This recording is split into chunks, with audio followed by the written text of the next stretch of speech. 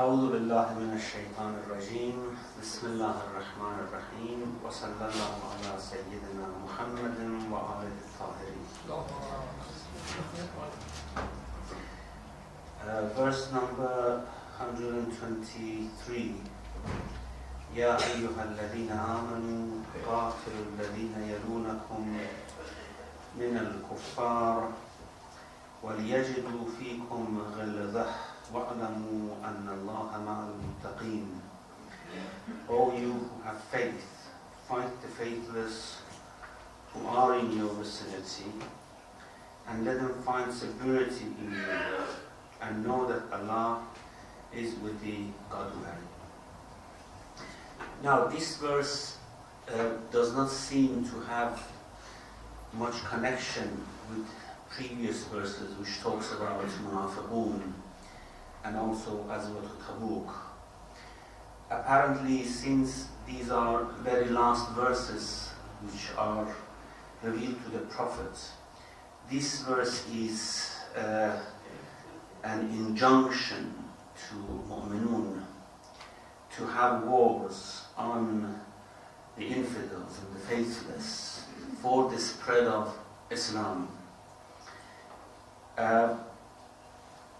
The injunction is that every Muslim should fight the infidels in their vicinity, so that they gradually, from every direction, they start to expand Islam, the message of Islam, and to consequently expand the Islamic territory. There are a few points here that we have to mention. As you know, jihad is one of the pillars of Islamic faith. Jihad not in the sense of just spiritual strive, spiritual effort to somehow develop one's own soul, but as qital, as it is mentioned in the Quran. Qital means fighting, war. Qital is one of the most conspicuous type of jihad, and it is something which has been, of course, recommended by Islam as a means of spreading the faith and defending the faith. Now, jihad is divided into two types. One is the defensive jihad, and the other is the offensive jihad. Defensive jihad means when someone attacks Muslim territory or attacks a Muslim area, everyone is obliged, everyone has to defend the area, the location of Muslims by whatever means. This is called defensive jihad. Offensive jihad is when, without any initiation by any outside force, by any infidel force or any intruder, Muslims start a fight to convey the message of Islam to the people. This is called offensive jihad. Now, the opinion of the jurists are mixed about the offensive jihad. However, they are unanimous on defensive jihad.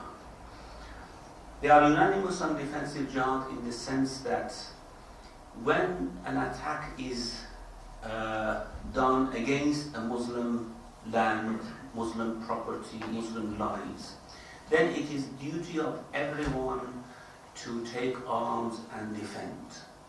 And in this injunction, there is no difference between man and woman. There is no difference between those who are capable and those who are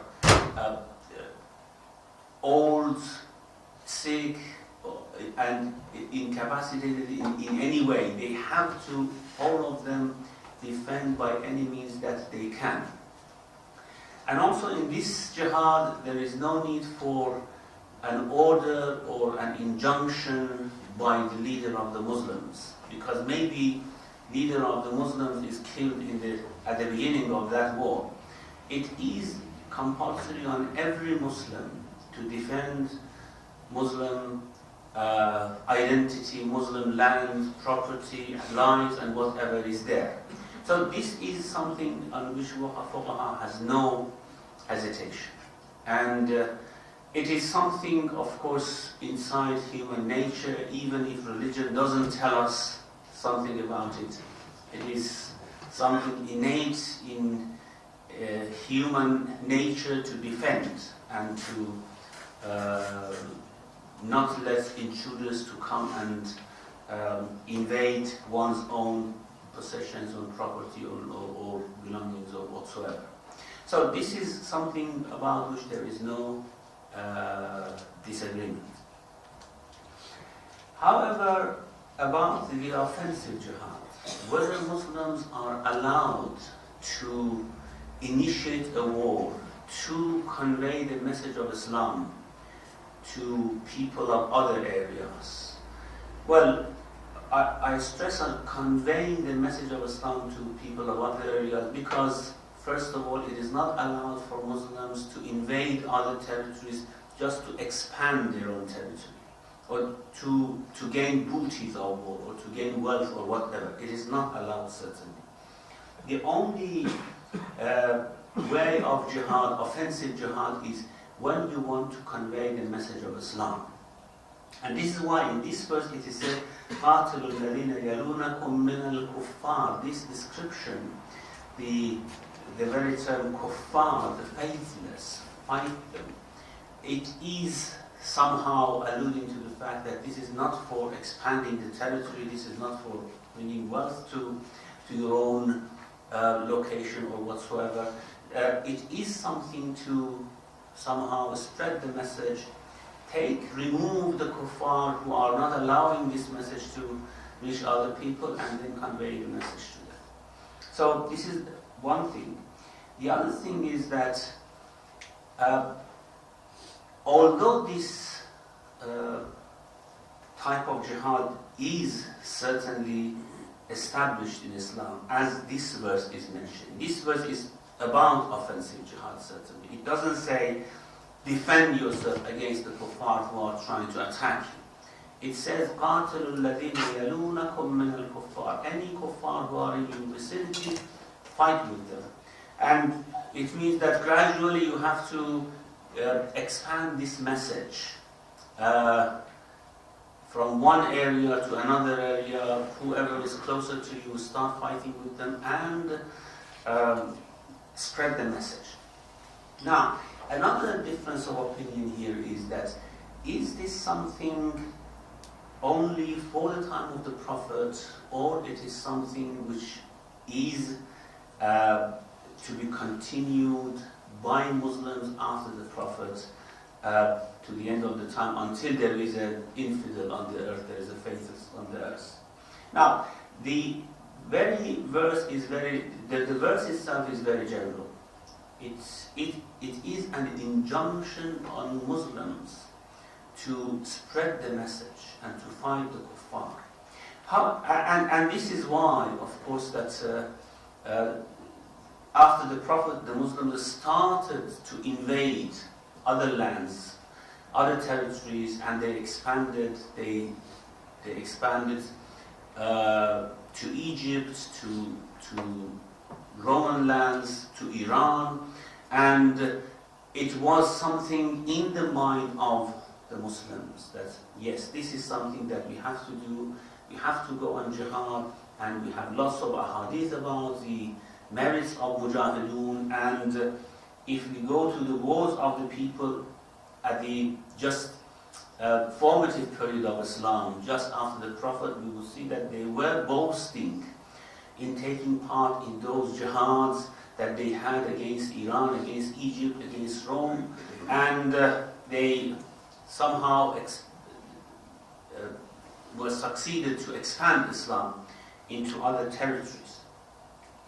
Now, the point is, although immediately after the Prophet, still the situation was as such that Muslims were fighting really for the sake of Islam and to convey the message. However, by passing of the time, the whole center of Islamic rule became a type of, turned to be a kind of kingdom. And then it was the king fighting for territories, for booties, for wealth, rather than fighting to spread the message of Islam. And in fact, many of the rulers after the prophets, especially at the time of Banu Umayyah and Banu Abbas, they were not really caring about the message of Islam. They were putting many ulama, scholars of Islam, under very hard condition, imprisoning them, torturing them. So they were not very much in favor of spreading the message. They were in favor of spreading the territory and making a very huge empire of their own rule and governance. So the verse really doesn't match with their attitude towards expansion of Islam or expansion of their territory as they saw it. So Muslims started to think, is this verse really going to continue like that? And Muslims are allowed to fight with the kuffar who are in their vicinity or not? Now, according to Sunni jurisprudence, this verse is something that has to be continued. And if there is a Muslim center of governance, a Muslim center in which Muslim rule is established, or a khilafah, so to speak, then they are allowed to initiate fight against the kuffar, if they have, of course, the power, if they have the might to do that. Otherwise, they have to, of course, make treaties and truce, peace treaty and something like that. According to the Shia opinion, of course the mainstream majority Shia opinion, this injunction cannot be continued after the Prophet and the Imams. It is something, because usually the intention of people, especially the intention of the rulers, are not to convey the message. Their intention is to expand the territory and to somehow make their empire, their territory bigger and larger. This is only for the time when the ruler is immaculate. And they can, or we can say 100% surely that yes, this is only for the intention of expansion of the message of Islam, rather than expanding the territory. So, majority of Shi'i ulama, scholars, almost all of them, when I say majority, the minority is very, very scarce, very little. They say that this verse should be implemented after the Prophet only when the Imam allows it, or only when the Imam has the power to rule. Otherwise, this is not allowed, and Muslims, especially at the time of Ghibah, they are not allowed to expand their territory. As I said, the reason is that this expansion is not just for the sake of what ayah wants us to do, to convey the message of Islam. So there would be a type of stop is put at all these type of jihad activities of the Muslim at a time of Ghibah. As I said, this is quite different from defensive jihad, which is to defend Muslim territory and land if it is invaded by the faithless, by the infidels, or by any non-Muslim group. However, in the sense of expansion, it is not allowed according to the Shia faith. Now, according to the Sunni faith, when there is not one central khilafah, as we usually didn't have it after the Abbasid period, except for the time of Ottomans, and nowadays it is very difficult, it would be very difficult to establish a central khilafah for all Muslim lands. Then there would be difficulties of when these different Muslim countries encounter each other, what should they do? And what would be the relationship? If they want to wage a jihad, whether they wage this jihad with supporting each other, or they do it alone, if there is a fight or war between, if there is an initiative from a Muslim country to start a fight with an infidel group of people, whether it is compulsory on other countries to help them or not. Of course, if they are attacked, it is obligation of everyone to help. This is what, there is no doubt about it. If one piece of Muslim territory is attacked, it is obligation of everyone else to help. However, if a Muslim ruler decides to initiate a war against another country, an infidel or a faithless people, then whether it would be the obligation of others to help or not, these are the issues which, of course, should be discussed in Sunni jurisprudence.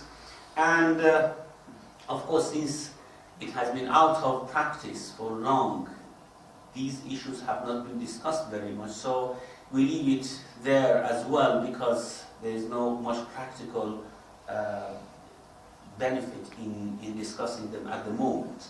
The only thing, just to conclude, is to know that this particular verse is about the offensive jihad at the time of the Prophet, and if we say it could have been continued further to the time of the first four caliphs, and of course it continued. Muslims continued to think that this is in force even at the time of Banu Umayyah, when again the land, Muslim territory was expanding. According to the Shia faith, of course, this is only allowed when the Imam is present and would allow it or would agree with it. Otherwise, it would be unlawful to initiate such a war. So the verse says, O you who have faith, Ya ayyuhal ladhina amanu, qatilu alladhina yalunakum min al-kuffar, fight the faithless who are in your vicinity. Now, nowadays some extremist Muslims, they take this in an individual sense. For example, they say, if you are living somewhere and there are kuffar around you, you are allowed to kill them or to start fighting against them. Something very funny ideas which have come out of a type of personal understanding of the verses of the Quran. Certainly these are not between individuals. These are not between different groups in a society. It is something which is between states, between different countries, rather than between individuals. So fight the faithless who are in your vicinity, وَلْيَجِدُوا فِيكُمْ غِلْظَةً, and let them find severity in you. This غِلْظَةً here doesn't mean irresponsible violence, of course. It doesn't mean rashness. It means a strength and severity, seriousness in what you are doing in your relationship with them. وَلْيَجِدُوا فِيكُمْ غِلْظَةً وَاعْلَمُوا أَنَّ اللَّهَ مَعَ الْمُتَّقِينَ, and know that Allah is with the God-wary. Certainly, if you are going to start and initiate these battles for the sake of the world, then Allah will leave you to yourself. You fight them, you might have stronger power, you overcome them, they might have a stronger power, they overcome you. Allah is not going to interfere here if you are not muttaqin. If you are muttaqin, of course Allah is going to support you and you are going to succeed in this type of initiation of battle to spread the message of Islam. So a very direct warning coming again when every injunction of the Quran is mentioned, that here as well you bear in mind that if you are muttaqi, if you have taqwa, then Allah is going to support you. If you don't have taqwa, you are left to yourselves and to your own powers and to your own measures. وَعْلَمُوا أَنَّ اللَّهَ مَعَ الْمُتَّقِينَ. Now, then again we go back to the story of Munafiqun. As I said, this is a single verse inserted here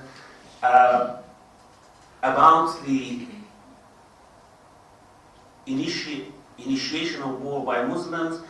And since these are the very last verses revealed to the Prophet, the injunction is inserted here as a type of measure for the expansion of the message of Islam. وَإِذَا verse 124 وَإِذَا مَا أُنزِلَتْ سُورَةٌ فَمِنْهُمْ مَنْ يَقُولُ أَيُّكُمْ زَادَتْهُ هَذِهِ إِيمَانًا فَأَمَّا الَّذِينَ آمَنُوا فَزَادَتْهُمْ إِيمَانًا وَهُمْ يَسْتَبْشِرُونَ. Whenever a surah is sent down, there are some of them who say, which of you did it increase in faith?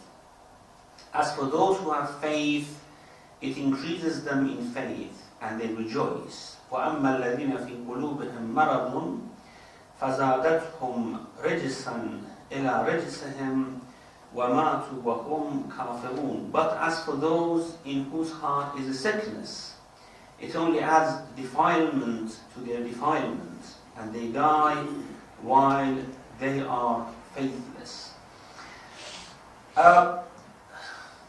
The verses are telling us very interesting things, and that is right towards the end of the life of the Prophet, there were people around him who still had lots of doubts in their hearts about the Prophet.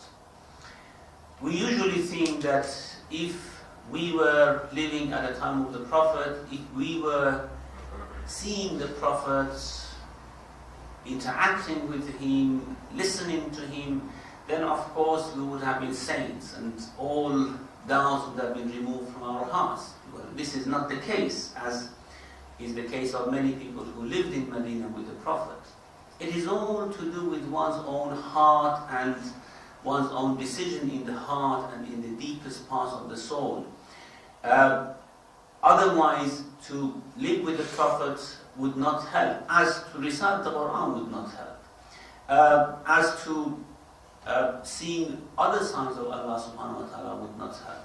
And there were towards the end of the life of the Prophet, many people in Medina who were in doubt, who were all the time increasing in their doubts.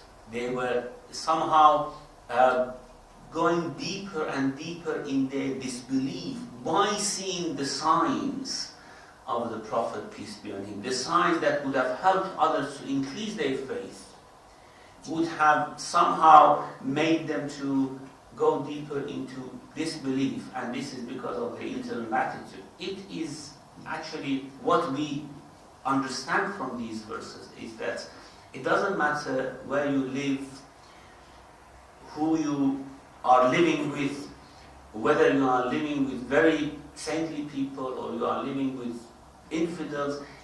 The important thing is what goes inside your heart. And if your heart is not ill, then everything you see is a sign of Allah and will increase your faith. If the heart is ill, whatever you see is going to increase doubts and disbelief in your heart. So the most important thing is the health of the heart, as of course we have in many other surahs of the Quran. يَوْمَ لَا يَنْفَعُ مَالٌ وَلَا بَنُونَ إِلَّا مَنْ أَتَى اللَّهَ بِقَلْبٍ سَلِيمٍ. The day when you go to Allah, what would benefit you is a healthy heart. Otherwise, if the heart is not healthy, you are in danger. Now, whenever a surah is sent down, there are some of them who say, which of you did it increase in faith?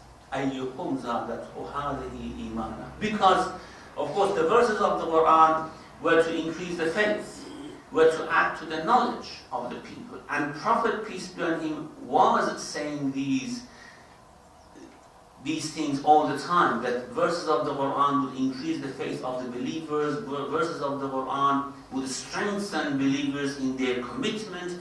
However, these people who had illness in their heart, they saw that this is not the case. they are not increasing in faith. Rather, they are going deeper in disbelief, and they started to doubt about the word of the Prophet himself. So, when a verse was revealed, when a surah was revealed, some of them would say, which of you did it increase in faith? So, meaning that apparently Prophet is not telling the truth to us. He is not truthful. And then Allah mentions the standard statement that is seen everywhere in the Quran. فَأَمَّا الَّذِينَ آمَنُوا فَزَادَتْهُمْ إِيمَانًا وَهُمْ يَسْتَبْشِرُونَ. As for those who have faith, it increases them in faith, and they rejoice. They rejoice because, of course, their faith has increased. They rejoice because there is an enlightenment in their hearts, enlightening for them new perspectives about the unseen, about Allah subhanahu wa ta'ala. However, as for those, وَأَمَّا الَّذِينَ فِي قُلُوبِهِمْ مَرَضٌ, as for those in whose heart is a sickness, which are on the verge of nifaq, of course. There are three groups mentioned in the Quran: mu'minun, munafiqun, and those in whose heart there is a sickness. And those in whose heart there is a sickness, they are the ones who go hypocrite and who go towards disbelieving. So those in whose heart is a sickness, فَزَادَتْهُمْ رَجْسًا إِلَىٰ رَجْسِهِمْ, it only adds defilement to their defilement. Of course, defilement of the heart, which is doubt, which is shak and raib, as it is mentioned. And you have a hadith from Imam al-Baqir alayhi salam explaining this verse. He said, فَزَادَتْهُمْ رَجْسًا إِلَىٰ رَجْسِهِمْ means فَزَادَتْهُمْ شَكًّا إِلَىٰ شَكِّهِمْ, a doubt over their doubt. The verses of the Quran, well, they act in two ways, two different ways, as we have it in many other verses as well. It would cure and it would add illness, depending on the heart that it lands. If the heart is cultivated, if the heart is healthy, then it increases the faith. If the heart is ill, then it increases the doubt. So, فَأَمَّا الَّذِينَ فِي قُلُوبِهِمْ مَرَضٌ فَزَادَتْهُمْ رَجْسًا إِلَىٰ رَجْسِهِمْ, it only adds defilement to their defilement, and they die while they are faithless. And they die while they are faithless because, of course, the faith would completely moves out of their hearts. Now, there is one very important concept in verse 124, and that is, if the heart is healthy, the ayat of the Quran, the verses of the Quran would enlighten the heart. There is an effect on the heart when we recite the Quran, if the heart is healthy. And this is why when the heart is healthy, when you have a good heart as a favor from Allah subhanahu wa ta'ala, then try to recite Quran as much as you can, because this is going to increase your faith. This is going to increase enlightenment in your heart. And this is, of course, the objective of every moment, to get more faith, to get more enlightenment, and this is the effect of verses of the Quran. And all these ahadith that we have about the thawab of recitation of the Quran, especially in salat. If you recite the Quran while you are in salat, for example, you recite long surahs while you are in salat, because then the effect is more, because you are completely concentrating your attention towards Allah subhanahu wa ta'ala, and then you recite the verses of the Quran. This is going to increase enlightenment and faith in your heart. And usually many mu'minun in the past, they received lots of enlightenments when they were reciting the Quran during their salat. We have many ahadith about it, many stories about it, even about A'imma alayhimus salam. We have this hadith that one of the A'imma alayhimus salam, he recited إِيَّاكَ نَعْبُدُ وَإِيَّاكَ نَسْتَعِينُ, and he repeated and repeated until he fainted. And when he was asked, I don't remember now which Imam he was, when he was asked about it, he said, I repeated it until I heard it from the one who had revealed it. So the enlightenment, you can see the type of enlightenment. And even the Prophet, peace be on him, was told to repeat the Quran, to recite the Quran. The one to whom the Quran was revealed, he was told that he should recite the Quran in his salat. In Surah Muzammil, Ya ayyuhal Muzammil, qum al-layla illa qalila. And then it says, وَرَتِّلِ الْقُرْآنَ تَرْتِيلًا, and recite Quran with concentration, slowly, so that you can absorb the enlightenment of the Quran. So if this is the case with the Prophet himself and with A'imma alayhimus salam, so is the case with other mu'minun as well. If there is a healthy heart and we recite the Quran, فَأَمَّا الَّذِينَ آمَنُوا فَزَادَتْهُمْ إِيمَانًا وَهُمْ يَسْتَبْشِرُونَ. Their faith would increase and they would become happy, they would rejoice. يَسْتَبْشِرُونَ, meaning that they find a new enlightenment in their heart, and this would give them joy, and they rejoice of the enlightenment that they have received. وَأَمَّا الَّذِينَ فِي قُلُوبِهِمْ مَرَضٌ فَزَادَتْهُمْ رِجْسًا إِلَىٰ رِجْسِهِمْ. Of course, some people just recite the Quran over and over and they increase in doubts. They say, what are these things? What is God talking about, for example? وَأَمَّا الَّذِينَ فِي قُلُوبِهِمْ مَرَضٌ فَزَادَتْهُمْ رِجْسًا إِلَىٰ رِجْسِهِمْ. And this is, of course, not only about the Quran. Any sign of Allah subhanahu wa ta'ala would have the same effect. If the heart is healthy, then the signs of Allah would increase faith. If the heart is ill, and illness comes when a person commits sins. And this is why some exegetes say Rijsan ila rizhim means a sin over their sins. And it is actually the same thing. When we sin, the heart starts to become ill. And if the sins increase, the illness of the heart increases. And then the signs of Allah, the verses of the Quran, ayat of Allah, whether ayat in the Quran or ayat in the world, they start to have an adverse effect on a person's soul and on a person's heart. And they immediately, by seeing a difficulty, people start to doubt about the existence of Allah subhanahu wa ta'ala. This is when heart is ill. There was a very interesting statement a couple of weeks ago. I saw it on the TV. A mine was exploded in the United States, and a few people were killed. And there was an interview. At the beginning, they said that everyone is saved, and except one person who has died. And then they said everyone has died except one person who was rescued. And they were interviewing someone on the TV, and he said that at the beginning of night we had a miracle and we rejoiced. Now in the morning we have started to even doubt about the existence of God because of what has happened.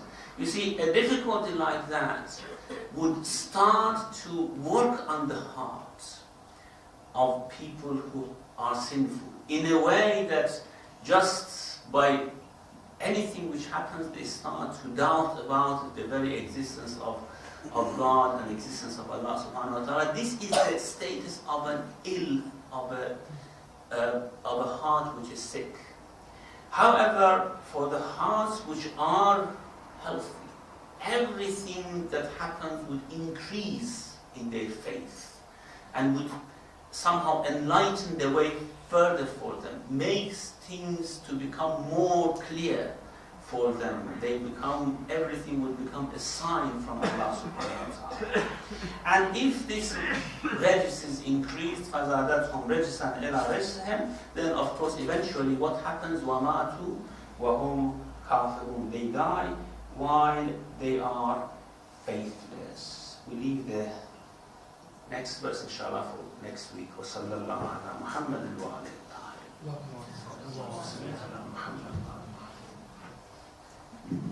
Okay, brothers and sisters, we have 15 minutes for question and answers. Yes, Assalamu alaikum. question. You said in Shia jurisprudence, it is very unlikely that you can have an offensive jihad unless there is the presence of the Imam. Now, in the time of Qaiba that we are in now, we basically rely on the authority of the Mujtahid based on the authority of the Imam. So would a Mujtahid have that authority? Could he, based on the fact that he is the representative of the 12th Imam? No. This is what the ulama say. At the time of Mujtahid, when of course Mujtahid is ruling because of the ghaiba of the Imam, they are not allowed to start an offensive jihad. This is something that should be done by the Imam himself. Sisters? Brothers?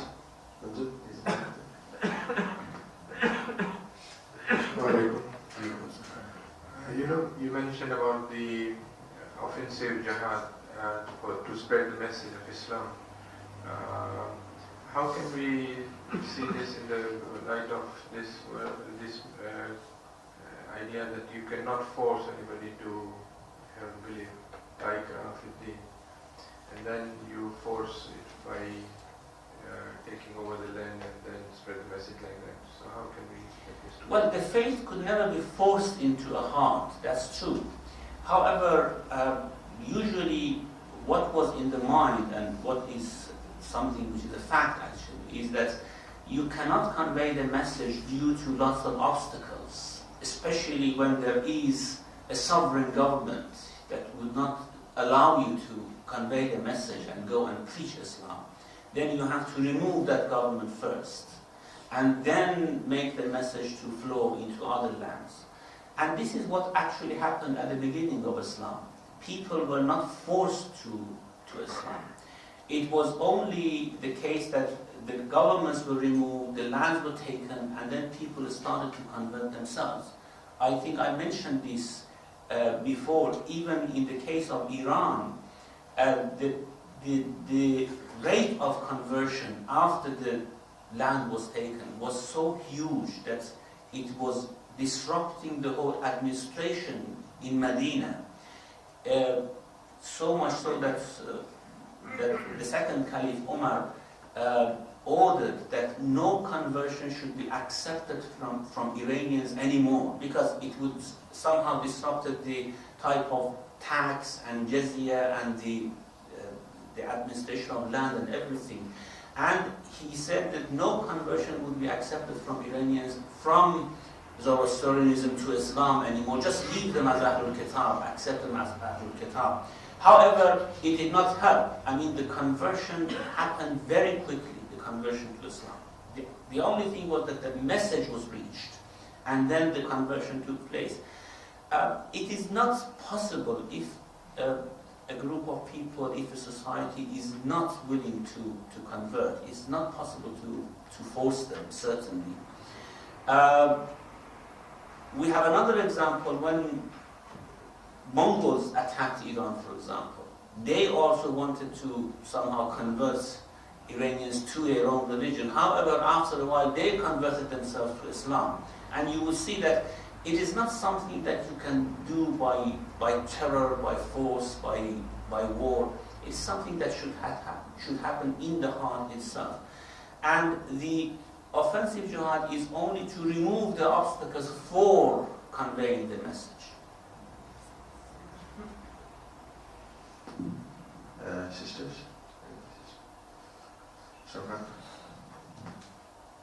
Sheikh, in previous ayats, when Allah exhorts Muslims to fight, you've always shown us, well, you have shown us that it's been qualified to that particular time because Muslims were not fighting and they were being attacked. What makes this ayat different in that it's not limited by qualifications like that? Sorry, I didn't get the question. Well, in previous ayats, in this surah, when Allah tells Muslims to fight, further up there have been other verses where they've shown us, look, the kuffar are attacking you, why don't you fight them? Allah has been saying that because Muslims were not fighting when they should have been fighting in their defense. So those ayats which have been exhorting people to fight have been qualified. In this case, why is this an exception and you're saying it's unlimited in that it's not bound by those qualifications. It's in the same By the surah. qualification of defense, you mean? Exactly. Yeah. Well, because there is no such qualification in the verse, it just says that fight whoever of infidels is in your vicinity. And it doesn't, of course, qualify with defending yourself. It means that you can initiate a war against them. This is what the ayah says. You might say, okay, in the light of other ayah, previous ayah, we might qualify this. But this is something that Muslims have not understood from this verse. At least the exegetes and jurists have not understood this from the verse. Even in the previous ayahs, the qualification hasn't been in the same verse. It's been 3 or 4 verses further down. Mm-hmm. Allah talks about fighting, then he talks about something else. Then he says, can't you see these guys are breaking their treaties, they're attacking you, they're taking this and that. So the qualification hasn't been in the same verse, it's been further down or further up. Yeah. So in this case, can't you, I'm just wondering what makes this different in that we don't take qualifications from further up or further down. I think the very undertone of the verse is such that it would not allow such qualification. And this is what Muslims have understood from it. Sisters? Sheikh, when we talk about Muslim land being attacked, and we discuss that, then it becomes our duty to defend it any way we can. Does the ruler not have to be a Muslim ruler or a just ruler who then declares that yes, the Muslim land has been attacked, now it is your duty, or how does it work now? Well, what the fatwa says is that no, you shouldn't even wait for any command to come.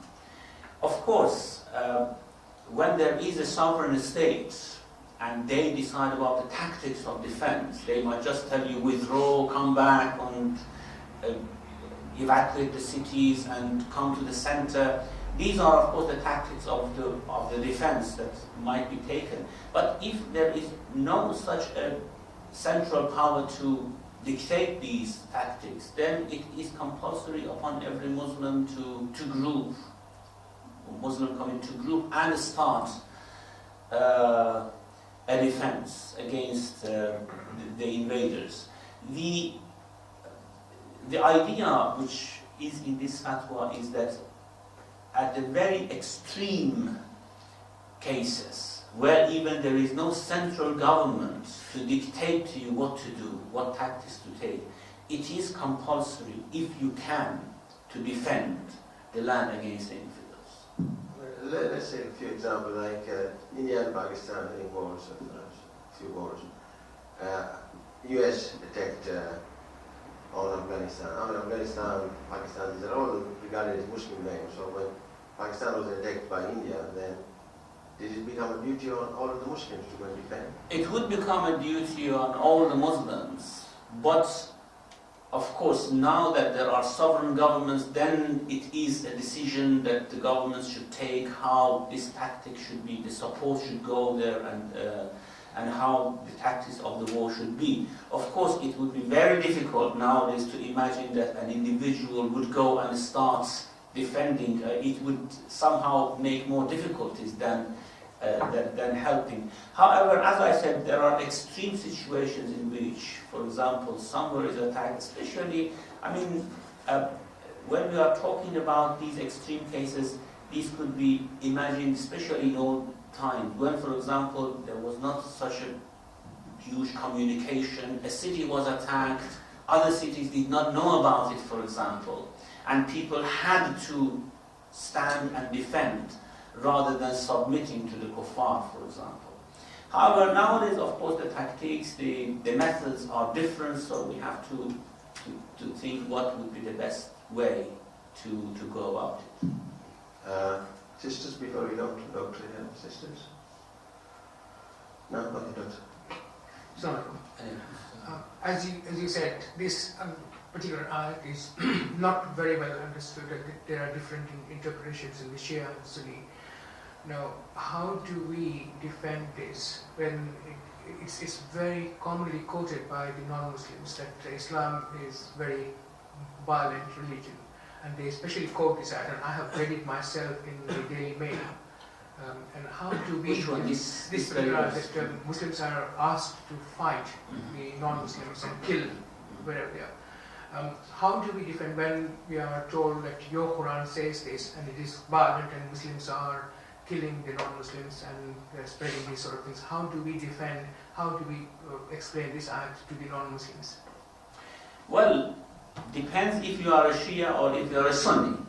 If you are a Shia, you say this is only for the time of the Immaculate Imam, and this is not something that Muslims will practice now. If you are a Sunni, again, what you can say is that this is when there is no treaty between Muslim country or Muslim sovereign power and the kuffar. Now that we have treaties, international treaties, then of course we know how Islam would respect pact and treaty and something which has been agreed between two different parties. And of course now there are international laws which all Muslim countries have accepted them, and this means there is a treaty and there is a pact. And when there is a treaty, the treaty is never violated by Muslims, and this is something that could be shown from different verses of the Quran. And certainly, if these treaties are broken, then of course every country has the right to somehow defend itself or to make new stipulations for the new treaty. So the answer is that now that we are in an international type of settlement, then of course Muslims are not allowed to break that so long as others will stick to it. Okay, sisters? No, sometimes? Sheikh, you were mentioning that it's very difficult to force people to convert their religion. But in history there have been examples, for example in the Philippines, which was a Muslim country, and it wasn't a Muslim country by armies, but by people visiting missionaries and trade and things like that. It was almost 90-100% Muslim. And then the Portuguese invaded, and they forcibly converted people to Christianity, and today it's a predominantly Christian country. So it does happen like that. So it may be wrong, but it does happen. I don't know. I don't know how this would happen. It might happen by terror. I mean, saying that either we kill everyone or you convert to Christianity. But even these terrorizing measures wouldn't last much. Usually there should be an inclination in the people themselves so that they accept it willingly. Otherwise, it would continue as a hidden thing until, of course, sometimes it reveals itself. Again, I mean, you can take the example of Muslim Russian republics. I mean, they were forced to leave their religion for a long time, and as soon as the force was taken, you see that they started to go back to their religion, they started to practice again. Of course, every case should be studied individually, but I think it would be very difficult. As the Quran says, La ikraha fi din. It is not possible really to force a heart into faith. Yeah, there's a mic behind. All right.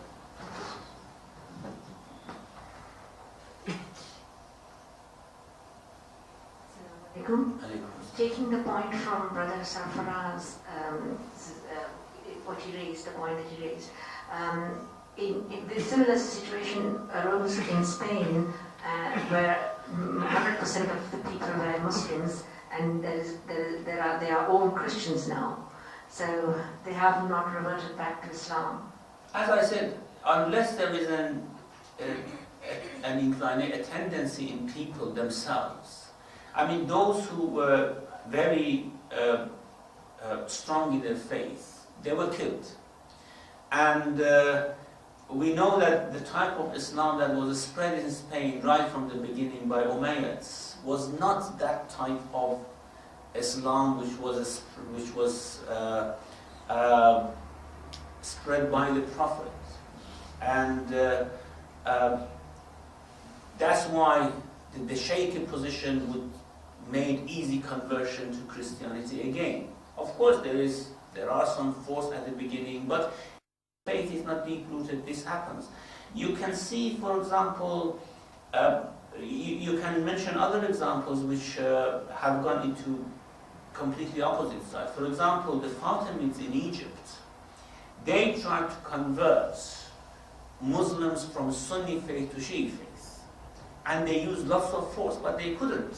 And as soon as the Fatimid rule was removed, then all people, of course, everyone who had said that we are Shias now, they returned to the Sunni Islam again, because they could not convince people about Shiism. This might have been the case in Spain or in other areas. That's just for a while Islam showed an appearance, and then as soon as the force was removed, then the people converted back.